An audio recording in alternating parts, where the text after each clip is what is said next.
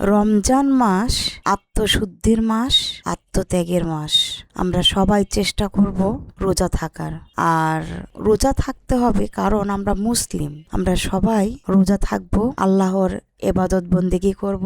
আল্লাহ যেগুলো বিধিবিধান দিয়েছেন সেভাবে আমরা মেনে চলবো। রমজান মাসে আমরা যতটা পারি একটু বেশি সময় নিয়ে এবাদত বন্দেগী করব। আর সব সময় ভালোটাই আল্লাহর কাছে চাইব, নিজের জন্য এবং সবার জন্য, দেশের জন্য।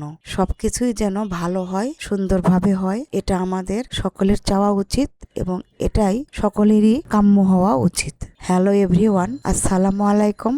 আশা করছি সবাই ভালো আছেন, আমরাও ভালো আছি আলহামদুলিল্লাহ। আমি জুবাইদাস ব্লগিং এর জুবাইদা সবাইকে ওয়েলকাম করছি নতুন দিনে নতুন আরো একটি ব্লগ ভিডিওতে। আশা রাখছি বরাবরের মতো আজকের ভিডিও ভালো লাগবে সবার কাছে। ভালো লাগলে প্লিজ একটা লাইক দিয়ে দিবেন আর ভালোবাসা দিয়ে পুরো ভিডিও জুড়ে আমার সাথেই থেকে যাবেন। আমি প্রায় দিনই পরোটা বানাই, রুটি বানাই, এগুলোই শেয়ার করি। অনেক আপুরা হয়তো রাগ করেন, তাই না, যে শুধু পরোটাই খান। আসলে তা নয়, পরোটা খাই, রুটি খাই। তো যখন ভিডিওটা শেয়ার করি তখন মনে হয় সকাল থেকেই একটু কি করছি সেগুলোই দেখানোর চেষ্টা করি। আর ছুটির দিনগুলোতে পরোটা খেতে খুবই ভালো লাগে। আর আমার ছেলে বলে যে স্কুলের দিনে পরোটা দিও না, কারণ সকালে ঘুম থেকে উঠে গলা থেকে নামতে চায় না কোনো খাবার, এজন্য রুটি দিতে হয়। আর রুটি দিলে চায়ে ভিজে ভিজে খায়, তখন খুব সহজে খেয়ে নিতে পারে, এই আর কি। আর ছুটির দিনে সকালে ঘুম থেকে উঠে একটু লেখাপড়া করে, তারপরে খাওয়া দাওয়া করে। এই জন্য পরোটা, ডিম এগুলো দিতে দিলে সে খুব খুশি হয়, আর সেদিন রুটিটা আর খেতে চায় না। তো আমার ছেলের পছন্দ মতোই আমি চেষ্টা করি সবসময় তাকে তার বেস্টটা দেওয়ার। কতটা পারি জানি না, তবে মা হয়ে আমি এই চেষ্টাটা তো করতেই পারি, তাই না। তো চাঁদ উঠলেই রোজা, যেহেতু প্রথম দিন চাঁদ উঠবে যখন, তখন তো তারাবি পড়বে। পরের দিন থেকে ইনশাল্লাহ আমরা রোজা থাকবো। তো আজকে হয়তো বা সকালে আমাদের নাস্তাটা শেষ, কারণ এরপর থেকে তো রোজা। সকালে নাস্তাটা আর এভাবে তো দেখানো সম্ভব হবে না, কারণ রোজার মাসে তো নিশ্চয়ই সকালে নাস্তা করব না, তাই না। তো যতটা পারি ইফতারিতে কি বানালাম, সেহরিতে কি খেলাম, এগুলো শেয়ার করার চেষ্টা করব, যদি শরীরটা ভালো থাকে। কারণ এখনো কিন্তু আমি অনেকটাই অসুস্থ। আর এই দুটো এক্সট্রা থেকে গিয়েছে, এই দুটো আমি জাস্ট সেকা দিয়ে নিয়েছি। এটা রাতের বেলা আমি রুটির মতোই আর কি গরম করে খেয়ে নেব। জাস্ট এপাশ ওপাশ একটু সেকা দিয়ে নেব, নিয়ে রাতের বেলা খেয়ে নেব।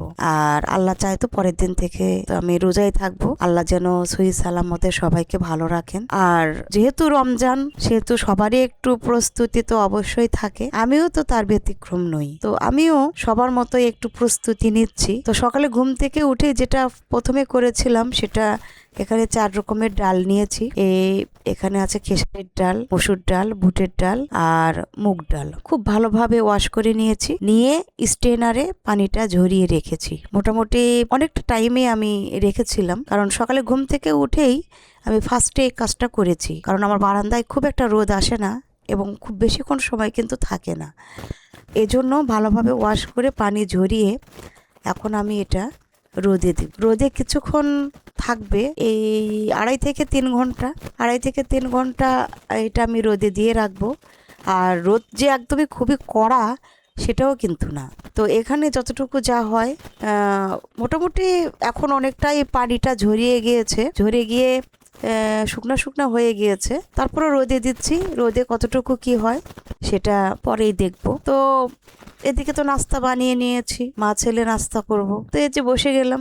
আর ছুটির দিনগুলোতে সব সময় চেষ্টা করি মা ছেলে একসাথেই নাস্তা করি আর গল্প করি। মা ছেলের অনেক রকমেরই তো কথা থাকে, তাই না। তো গল্প করি, খাওয়া দাওয়া করি। ছুটির দিনগুলোতে আমার এইভাবে সময় কাটাতে কিন্তু ভীষণ ভালো লাগে। তো এই যে আমার ছেলেকে দেখেন একটু চিনি নিচ্ছে, এখন একটু একটু করে ছেড়ে দিয়েছে যে তুমি নিজেই নিজের মতো করে একটু কাজ করো। চিনি নিবা, ঠিক আছে, বয়মটা খুলে কতটুকু তোমার দরকার ঠিক ততটুকুই তুমি নেও। কারণ সবসময় যদি আমি দেই তাহলে ও শিখবে না। প্রত্যেকটা বাচ্চারই কিন্তু আস্তে আস্তে সবকিছু শিখে নিতে হবে। ধরেন আমি অসুস্থ হলাম, তখন তো কিছু কিছু জিনিস আছে যেগুলো তাদেরকে করতে হয়। সবসময় যে আমি পারবো তা তো নয়। মানুষ যখন, তখন আমি তো একটু অসুস্থ হতেই পারি, তাই না? তো এই যে খাবারটা খেয়ে নিলাম। পরোটা ডিম খেতে আসলে ভীষণ ভালো লাগে, কেন যে এত ভালো লাগে বুঝি না। তো যাই হোক, এক একজনের পছন্দ এক এক রকম। দুপুরে তো রান্না করতে হবে। মাছ নিয়ে এসেছিলাম, মাছটা বেশ বড়ই ছিল। কাতলা মাছ নিয়ে এসেছিলাম একটা, 2 কেজির উপরে ওজন। তো এই যে ফ্রোজেন করে রেখেছি। আসলে মাঝে মাঝে এত বেশি পরিমাণে ব্যস্ত থাকি যে মাছটা মাছটা আমি কেটেই নিয়ে আসি, যদিও তো দেখাতে পারি না, কারণ আমি বাজার থেকে এসেই মাছটা খুব তাড়াতাড়ি পরিষ্কার করে ফ্রিজে রেখে দিয়েছিলাম। তারপরে বাচ্চার স্কুলে যেহেতু আমাকে যেতে হয়, খাবারটা নিয়ে তারপরে আমি তাকে নিয়ে কোচিং এ যাই, এর জন্য আমি অনেক কিছুই আপনাদের সাথে শেয়ার করতে পারি না। তো কোনো রকম মাছটা পরিষ্কার করে রেখে দিয়েছিলাম ভাগ ভাগ করে। আমি একবারে তো সব রাখি না, কেউই রাখে না। তো ওভাবে রাখার পরে যখন যেটা লাগে তখন সেটা বের করে নিই। আর এই যে রুটিও ফ্রিজে রেখে দিলাম, আর এখন যেটা লাগবে সেগুলো আবার বের করে নিচ্ছি। মাছ তো রান্না করব টমেটো দিয়ে মাছের ঝোল রান্না করব, সেটা তো অনেক টেস্ট, অনেক মজা লাগে। আর তার সাথে রান্না করব পালং শাক মসুর ডাল দিয়ে। আসলে রেসিপিটা দেখানোর খুবই ইচ্ছা ছিল, দেখাতে পারিনি। তবে পালং শাক দিয়ে মসুর ডাল রান্না করে খেয়ে দেখবেন, খুবই মজার। আমরা কিন্তু পুঁই শাক দিয়ে সচরাচর মসুর ডালটা রান্না করে খাই। অনেকেই আছেন মসুর ডাল দিয়ে পুঁই শাকটা রান্না করেন, বা অন্যান্য অনেক কিছুই রান্না করা যায়, কিন্তু মসুর ডাল দিয়ে পালং শাক রান্না খুবই মজার, খুবই টেস্ট। তো যারা খাননি তারা খেয়ে দেখবেন। রান্নাটা শেয়ার করতে পারলে নিজেরও খুব ভালো লাগতো। কিন্তু বলে দিলাম যে অন্য যেরকম শাক আমরা রান্না করি, যেমন পুঁই শাক মসুর ডাল দিয়ে, ঠিক সেভাবেই খুব সহজে আমরা পালং শাকটা কিন্তু মসুর ডাল দিয়ে রান্না করে নিতে পারি। খেতে ভীষণ টেস্ট। একবার হলেও করে খেয়ে দেখবেন, আশা করছি নিরাশ হবেন না। আর একবার খেলে বারবার কিন্তু খেতে ইচ্ছা করবে। আর যদি পারেন, পরে যখন পেঁয়াজ বেরেস্তা করবেন তখন একটু পাঁচফোড়ন দিয়ে নেবেন, তাহলে টেস্টটা বহু গুণে বেড়ে যাবে। খেতে অসম্ভব মজার, একবার হলেও ট্রাই করবেন। আমি বারবার বলছি এই জন্যই, কারণ আমি খেয়ে খুব মজা পেয়েছি। আমি বাংলাদেশি ব্লগার অন্তু, ওনার চ্যানেল থেকে আমি এই রান্নাটা শিখেছি।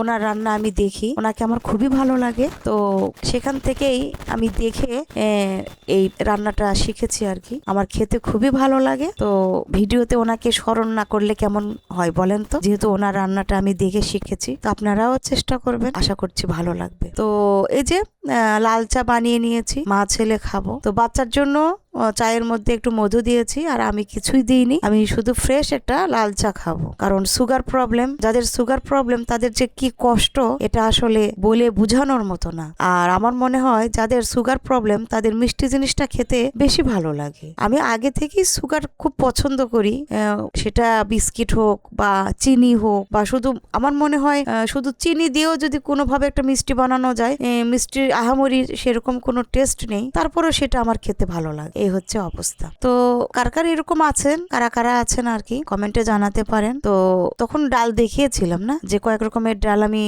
রোদে শুকিয়ে নিয়েছি। সেটা আমি পরবর্তীতে কি করেছি জানেন, জাস্ট চুলায় একটু দিয়ে গরম করে নিয়েছি। মানে জাস্ট একটু, কোনো কালার আসা যাবে না, গরম করে একটু হালকা একটু মানে টেলে নিয়েছি। আর নেওয়ার পরে ঠান্ডা করেছি, তারপরে আধা ভাঙা করে রেখে দিয়েছি। রোজার মধ্যে খুব সহজেই সেটা বড়ি বানিয়ে বা পেঁয়াজু বানিয়ে খাওয়া যাবে আর কি, এজন্য। আর ওটা আমি সেভাবে দেখাতে পারিনি, ওই যে বললাম তাড়াহুড়া কাজ থাকে, আমার বাইরে যেতে হয়, এই জন্য 2 দিনের ভিডিও আজকে শেয়ার করছি। ভিডিওটা একটু বড় হবে হয়তো, কিন্তু ধৈর্য সহকারে আমার আপুরা, ভাইয়ারা, ছোট্ট সোনামণিরা, আন্টিরা সবাই দেখে নেবেন, আর সুন্দর সুন্দর কমেন্ট করবেন। সাবস্ক্রাইব তো অবশ্যই করবেন, কারণ সাবস্ক্রাইব না করলে আমি কিভাবে সামনের দিকে এগিয়ে যাব বলেন। আর সুন্দর সুন্দর কমেন্ট করবেন, আমি যাতে পড়ে অনেক হ্যাপি হতে পারি। আর এখানে পরের দিন আবার একটা রেসিপি বানাচ্ছি। কি রেসিপি? সেটা হচ্ছে, একদিন ভাজি বানিয়েছিলাম, দেখিয়েছি আপনাদের, যে বাচ্চার জন্য চিকেন ফ্রাই নিয়ে যাচ্ছি আর এই ভাজি। তো ভাজি তো সেদিন রান্না কমপ্লিট করতে পারিনি, সে ভাজিটা পরে কমপ্লিট করেছি রাতের বেলা, তো থেকে গিয়েছে বেশ অনেকটা পরিমাণে। তো ভাবলাম একটু রোল বানিয়ে নিই। তো এখানে আমি খুব একটা ভালো পারি না, তারপরেও চেষ্টা করছি। এই যে বেটার বানিয়ে নিয়েছি, আটা দিয়েছি, চালের গুঁড়োও দিয়েছি, দিয়ে একটা বেটার বানিয়ে সামান্য লবণ দিয়েছিলাম, পানি দিয়ে গুলিয়ে নিয়েছি। নেওয়ার পরে এই যে খুব সুন্দর করে যতটুকু পারছি উঠিয়ে নিচ্ছি। যদিও এখানে মানে একসাথে জমা হয়ে যাচ্ছে, কিন্তু যখন আমি বানাবো তখন খুব একটা খারাপ হবে না। তো এটা যে আমি রোজার জন্য বানাচ্ছি ঠিক তা নয়, বিকেলে নাস্তার জন্য পারফেক্ট। তো বিকেলে তো আমার নাস্তা লাগেই, তো ভাবলাম একটু বানিয়ে দেখি, যেহেতু ভাজিটা আছে আর এটা দিয়ে খেতে কিন্তু দারুণ মজা। তো আমি এই যে বানিয়ে নিয়েছি শিটগুলো, খুব একটা ভালো হয়নি কিন্তু খুব একটা খারাপও কিন্তু হয়নি, চলে। তো প্লেটের মধ্যে তো সবগুলি উঠিয়ে রেখেছি, আর যেহেতু ফ্রাই প্যানে সুন্দর মতো একটু তেল ব্রাশ করে দিয়েছি, আর আমার ওই ফ্রাই প্যানটা নতুন, সেজন্য খুব সহজেই যে উঠে গিয়েছে। তবে যখন রোজার মধ্যে আমি বানাবো তখন অবশ্যই একটা ডিম দিয়ে নিব, কারণ ডিম ছাড়া তো আসলে খুব ভালোভাবে উঠবে না, সেটা আমিও জানি, কিন্তু তারপর মনে হলো একটু ট্রাই করে দেখি যদি পারি। তো এখানে শীটটা দিয়েছি, দেওয়ার পরে একটু ভাজি দিয়েছি, আর এভাবে হাত দিয়ে দুই পাশ থেকে মুড়িয়ে আমি সুন্দর মতো রোলগুলো বানিয়ে নিচ্ছি। তো এই কাজটা সাবধানে করতে হবে, কারণ ছিঁড়ে গেলে তো আসলে মুশকিল। তো এর জন্য যতটা পারছি চেষ্টা করছি যাতে খুব স্লো ভাবে কাজটা করা যায়, কারণ এগুলো কাজ কিন্তু তাড়াহুড়া করে করা যাবে না, এগুলো কাজ তাড়াহুড়ার কাজ নয়, এগুলো হচ্ছে ধৈর্য সহকারে করতে হবে। তো রমজান মাস কে কিভাবে কত কিছু ফ্রোজেন করছেন প্লিজ কমেন্টে জানাবেন, কারণ আমি অনেকের ভিডিও দেখি, বারবারই বলেছি, আমি অনেক আপুদের ভিডিও দেখি এবং পুরো ওয়াচ টাইমটাই দেওয়ার চেষ্টা করি। আমি যে টেনে হিচড়ে ভিডিও দেখা এটা একদমই পছন্দ করি না। আমার মনে হয় টেনে হিচড়ে ভিডিও দেখলে আমরা অনেক কিছু স্কিপ করে যাই, যেটা শোনা দরকার, দেখা দরকার। অনেক কিছু শুনে, অনেক কিছু দেখে আমরা কিছু শিখতে পারি। সবকিছু শুনে না, সবকিছু দেখে শেখা যায় না, শুনতেও হয়, দেখতেও হয়। তো আমরা যদি ভিডিও টেনে টেনে দেখি তাহলে কিন্তু অনেক কিছুই স্কিপ হয়ে যায়, যেটা পরবর্তীতে শোনাও যাবে না, বোঝাও যাবে না। সেজন্য প্রথম থেকে সুন্দর মতো যদি আমরা দেখি তাহলে কিন্তু আমরা অনেক কিছু শিখতে পারি। প্রত্যেকের ভিডিওতেই দেখবেন যে কোনো না কোনো কিছু শিখার আছে, এক একজন এক এক রকম। আমি যেটা জানি সেটা অন্য কেউ হয়তো বা জানে না, অন্য কেউ যেটা জানে সেটা আমি জানি না। এভাবে তো মানুষ একজনের কাছ থেকে আরেকজন শিখে, তাই না? শিখার তো শেষ নেই। তো রমজান মাসে অনেকেই অনেক কিছুই ফ্রোজেন করছেন, আমি দেখেছি, আমার খুবই ভালো লাগে। মানে সবার মনের মধ্যে একটা অন্যরকম পবিত্রতা কাজ করে, খুবই ভালো লাগে আমার কাছে। আর আমরা সারা জীবনই পবিত্র থাকার চেষ্টা করব, পবিত্র থাকবো, শুধু রমজান নয়, সব সময় আমরা নিজেকে পর্দার মধ্যে রাখবো, ভালো রাখবো, চেষ্টা করব সবার যাতে ভালো হয়, সবার ভালো করারই চেষ্টা করব, যতটুকু পারবো সবার ভালো করার চেষ্টা করব। যদি না পারি তাহলে কখনোই কারো ক্ষতি করার চিন্তা ভাবনা কখনোই মাথার মধ্যে আনবো না।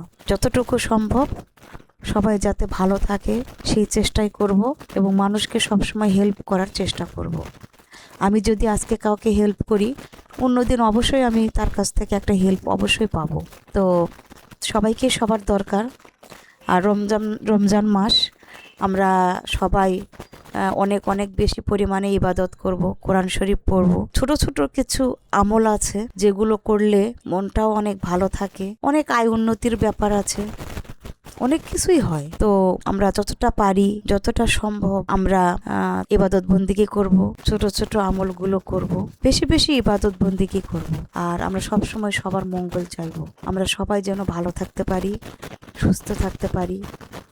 আল্লাহ যেগুলো আমাদেরকে বিধিবিধান দিয়েছেন, ওনার নির্দেশ অনুযায়ী যেন আমরা পথ চলতে পারি। আল্লাহ যেন আমাদেরকে কখনোই পথভ্রষ্ট না করেন, ওনার আলোর দিশারি হয়েই যেন আমরা সবসময় পথ চলতে পারি। তো জীবনে চলার পথে অনেক সমস্যা আসবে, আল্লাহ যেন আমাদের সবাইকে সেই সমস্যা থেকে দূরে রাখেন, আমাদের সবাইকে যেন ভালো রাখেন। স্বামী সন্তান নিয়ে আমরা সবাই যেন নিজের পরিবারকে নিয়ে যেন ভালো থাকতে পারি, আত্মীয় স্বজন সবাইকে নিয়ে যেন ভালো থাকতে পারি। তো চেষ্টা করব সব সময় ভালো কিছুই করার, ভালো কিছু চাওয়ার। আমরা সবসময় ভালো কিছুই চাইবো। তো আল্লাহ সবার মঙ্গল করুন, সবাই ভালো থাকি, সুস্থ থাকি। আগামীকাল থেকে ইনশাল্লাহ রোজা, আমরা সবাই রোজা থাকবো, সবাই ভালো থাকবো, আর সুন্দর সুন্দর ভিডিও শেয়ার করব, আমরা একে অপরকে সাহায্য করব ইনশাল্লাহ। আজ এ পর্যন্তই, আল্লাহ হাফেজ।